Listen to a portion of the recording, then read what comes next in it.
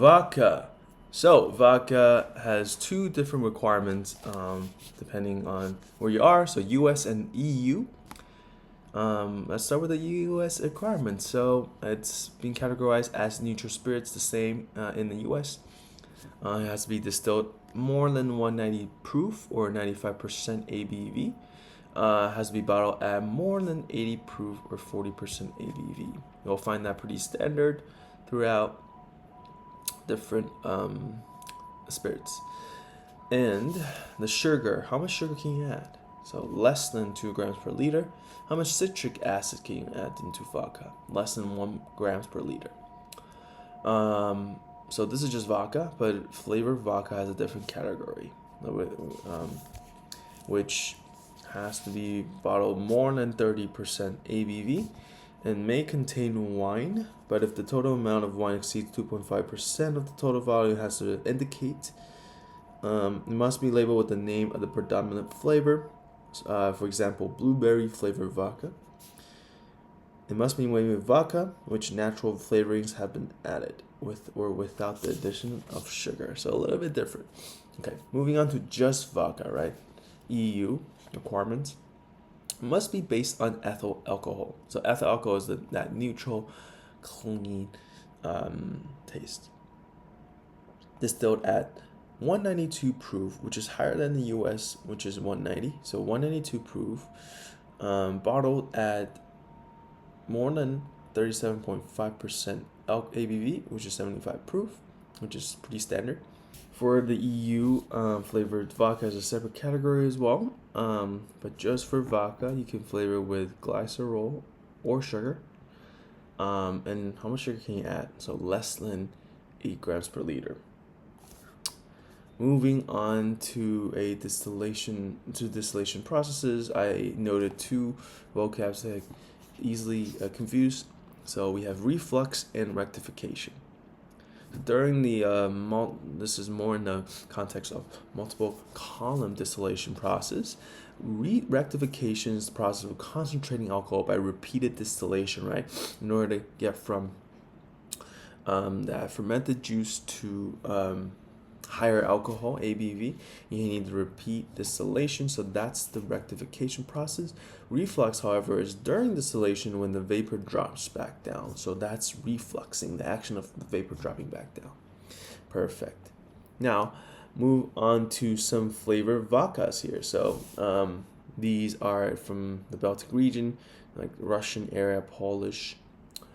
So these are quite words that I'm not used to, so list some of them and break it down. So first we have Pertsovka, second we have Zubrovka, Okhanica, Kubanskaya, Starka, Krupnik. All right, Pertsovka. So you notice that it all ends with ka. It sounds like vodka, right? It doesn't necessarily just mean vodka; it also means spirits. So that gives you a little clue, and the word before it kind of adds to the meaning. So Pertsovka, peret means pepper. So flavored with red chili pepper, traditionally with some honey. All right, and then we have Zubrovka. Zub means a bison. So it's flavored with bison grass, with the zubrov in the front. This is a Polish vodka. But it is also popular in the Belarus. Next, we have Okhanica. It's known as Hunter's vodka, flavored with spices and herbs. The top note is ginger, and traditionally blended with fortified white wine. Kubanskaya is a Russian vodka, flavored with dry lemon and orange peels, sometimes honey. Starka. So this is traditionally from Poland and Lithuania. Starka means old vodka or old woman. The old just means that it has been aged. So this might be a test question. Starka is aged in oak casks, flavored with spices and herbs, right? And traditionally it's drank during unearth of a new child. Krupnik. Last but not least, Lithuanian as well, flavored with clover, honey, and herbs, and served heated. Let's see if I have any more. That's it. Polish term. Yeah. All right. So some of the key base ingredients for vodka is wheat, rye, potato, winter wheat, barley. And you can associate with different countries, with these base ingredients that they're normally produced their vodka from. So Russia, what ingredients does Russia use? They use wheat. There's a lot of wheat. Sweden, however, use winter wheat, even though they're both wheat, like colder regions. They eat a lot of bread, so you can connect that with what they used to make the alcohol with. So wheat. And then rye, Poland use a lot of rye and potato. Rye/potato is Poland. And then you have Finland, which use a lot of barley. So you can definitely associate that with Finland. Barley. So let's move on to some of the brands that you might see a lot with rye vodka, rye-based vodka. Belvedere, Polish. Potoki, Wybrokwa, Zytnia. So these are all Polish rye vodka. Wheat vodka, lots of different countries as well. So Absolute is from Sweden. Grey Goose is France. Kettle One is from the Netherlands. Sputnik is Russia. So they all use wheat as base ingredient. Third, we have barley. Barley, associate that with Finland. So Finlandia. Koskenkorva. They're both barley vodkas. Corn vodkas, Smirnoff and Tito's. These are all from the US. Then we have mixed grain. I'm going to list them real quick. Charbay, USA. Iceberg, Canada. Icon, Russian. Jewel of Russia, Russian. Polestar, Iceland. Sky, USA. Stoli, Latvia. Next we have potato vodka. Potato, Chopin, Poland. Monopolwa, it's Austria. Teton Glacier, USA. Then we have a blend vodka, Ultimate, Poland. Grapes, obviously France. So Ciroc, right? Ciroc. Pretty luxury brand.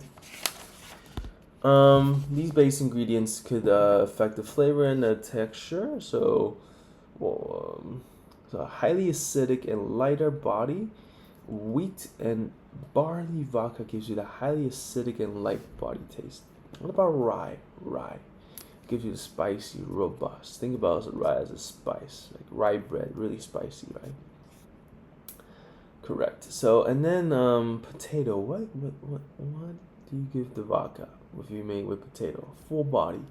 It gives you that full body creamy texture. And then you have corn. Corn's more delicate.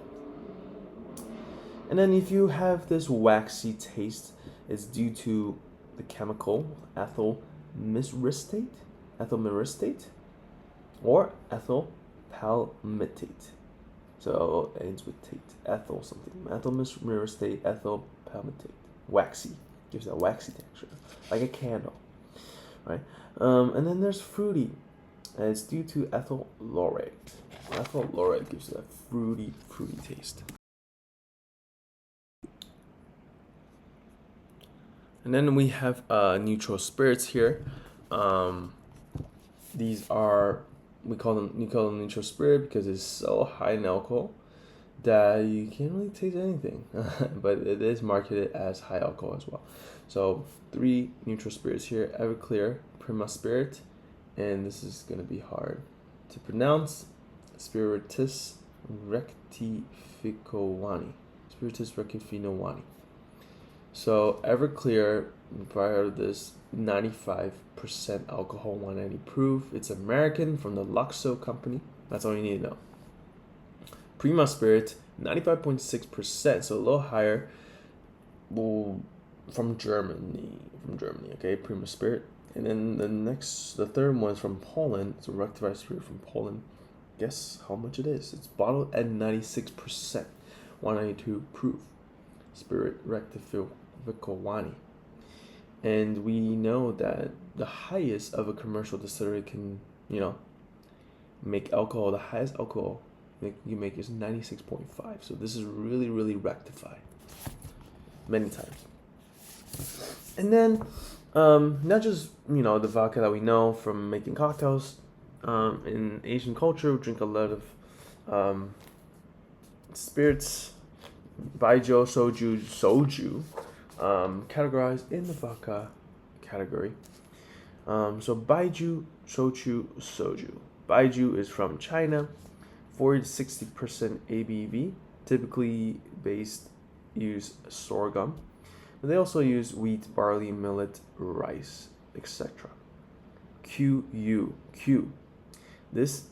What is this? It's a fermented base brick then filled with mold and yeast. So they press the fermented mash into base bricks, and then it's naturally filled with mold and yeast that converts it into sugar. So it breaks it down, goes into saccharification.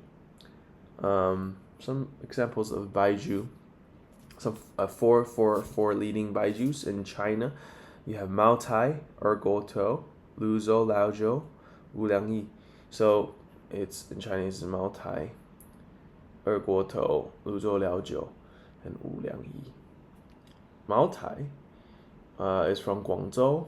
Mao Zedong, President Mao's favorite. It goes under 7 cycles of fermentation plus distillation. And it's probably the most expensive baijus in the world. Erguoto is from Beijing, made by the Red Star Company. Luzhou Liaozhou is from Sichuan. Luzhou Liaozhou. And Wuliangyi, it means 5 different grains like sorghum, corn, wheat, rice, including this rice. It's from the city of Yibin in Sichuan as well. Moving on to shochu. It's not this Korean soju. This shochu is a Japanese spirit. Basically means saojiu. The base that they use for saojiu, is barley, buckwheat, rice, sweet potatoes. Typically 25% ABV. The mode that they use here is koji. Not like China, they just let them go wild. They don't care. And in Japan, they use koji. There's 3 different types of koji here. We have white, yellow, and black. So white people, Asian people, and black. This is probably the best way to memorize white, yellow, black. So white is subtle, sweet. Yellow koji is lush, fruity taste, for sake use actually. Black koji has the highest quality, can extract the most characteristic. So let's get into some examples of shochu. This is probably the hardest part of all these 3 liquors. We're going to start off with Mori Motori Shochu, most common single distilled version. It is named for the 2-stage fermentation method that produced the moriomi, which is a low alcohol mash that is land distilled. There are many types of named for the base material. The most common varieties are Kome Jochu, Imo Jochu, Mugi Jochu, Soba Shochu, Kasutori Shochu. Kome Shochu is rice shochu. Imo Shochu is sweet potato. It has a smoky character. Mugi Jochu is made with barley. Soba Shochu, what is it made out of? Soba noodles, right? Buckwheat. Kasuburi Shochu is the dead leaves from sake.